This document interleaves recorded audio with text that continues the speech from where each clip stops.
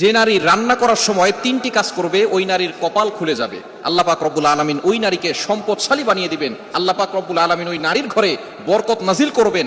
ওই নারীর ঘরে আল্লাহ পাক রব্বুল আলামিন রহমত নাজিল করবেন। অনেক মা বোনেরা এখন কিন্তু সংসারের ভিতরে সুখ চান, শান্তি চান, ঘরের ভিতরে রহমত চান, বরকত চান।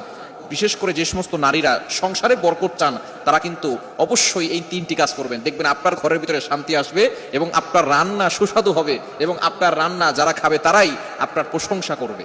আমরা অনেকেই কিন্তু নিজের প্রশংসা শুনতে চাই এবং অনেকেই আমরা ঘরের ভিতরে বরকত চাই, রহমত চাই। এজন্য আমরা এই তিনটি কাজ করব।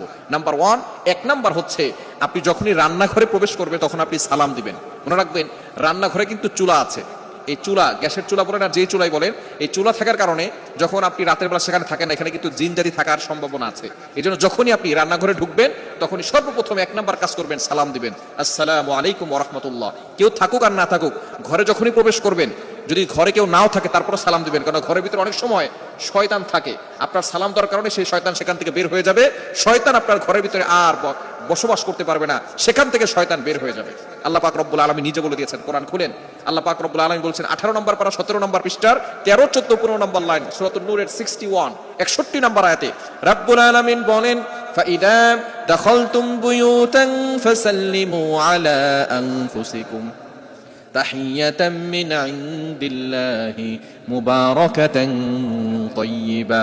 যেই ঘরে ঢোকার সময় কোনো ব্যক্তি যদি সালাম দেয়, আল্লাহ পাক রব্বুল আলামিন ওই ঘরের ভিতরে বরকত নাজিল করেন। আল্লাহ পাক রব্বুল আলামিন পবিত্র রিজিক সেখানে দান করেন। এজন্য এক নম্বরে নারীরা, মা বোনরা যারা রান্নাঘরে যাবেন সর্বপ্রথম সালাম দেওয়ার দরকার আছে না নাই?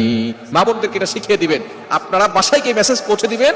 মা বোনরা যারা আছে এক নম্বরে তারা রান্নাঘরে ঢোকার সময় সালাম দিবে। নাম্বার 2, দ্বিতীয় নাম্বার হচ্ছে প্রতিটি কাজের শুরুতে বিসমিল্লাহ পড়বে। বিসমিল্লাহ পড়লে ওই কাজের ভিতরে আল্লাহ পাক রব্বুল আলামিন নিজে বরকত দিয়ে দেন। বিসমিল্লাহ বলে কোনো রান্না করলে ওই রান্নার ভিতরে আল্লাহ তাআলা স্বাদ বাড়িয়ে দেন, ওই রান্নার ভিতরে আল্লাহ তাআলা রহমত দেন, ওই রান্নার ভিতরে আল্লাহ তাআলা বরকত দান করেন। কিন্তু বর্তমান আমাদের সমাজের ম্যাক্সিমাম নারীরা রান্না করার সময় ডিজে গান শুনে, রান্না করার সময় হিন্দি গান শুনে, ইংলিশ গান শুনে, তারা ড্যান্স করে আর রান্না বান্না করে, যার কারণে ঘরের ভিতরে কোনো বরকত থাকে না। খবরদার, গান শুনবেন আর রান্না বান্না করবেন আর চিন্তা করবেন ঘরের ভিতরে বরকত নাই কেন। আপনি যদি বরকত পেতে চান প্রত্যেকটা কাজের শুরুতে আপনি বিসমিল্লাহ পড়বেন। আপনি চাউল নিচ্ছেন, পড়েন বিসমিল্লাহির রহমানির রহিম। চাউল ধৌত করতেছেন, বলেন বিসমিল্লাহির রহমানির রহিম। মাছ কাটতেছেন, বলেন বিসমিল্লাহির রহমানির রহিম। আপনি গোশত ধৌত করতেছেন, বলেন বিসমিল্লাহির রহমানির রহিম। আপনি যেই কাজটাই করবেন আপনি বিসমিল্লাহ পড়বেন, দেখবেন যেই কাজে বিসমিল্লাহ বলা হয় ওই কাজে বরকত বেশি হয়। এজন্য দ্বিতীয় নাম্বার নারীরা যে কাজটা করবে সেটা হচ্ছে বিসমিল্লাহির রহমানির রহিম। এটা পড়ে তারপরে প্রত্যেকটা কাজ করবে। আল্লাহ তাআলা ওই ঘরের ভিতরে বরকত দিবেন, খাবারে বরকত দিবেন এবং খাবারের স্বাদ আল্লাহ তাআলা বাড়িয়ে দিবেন। 3 নাম্বার কাজ হচ্ছে বেশি বেশি করে দুরূদ শরীফ পাঠ করবে। দুরূদ শরীফ পড়লে আল্লাহ বিপদ থেকে হেফাজত করেন, ওই ঘরের ভিতরে আল্লাহ পাক রব্বুল আলামিন বরকত নাজিল করেন। দুরূদের অনেক ফজিলত আছে।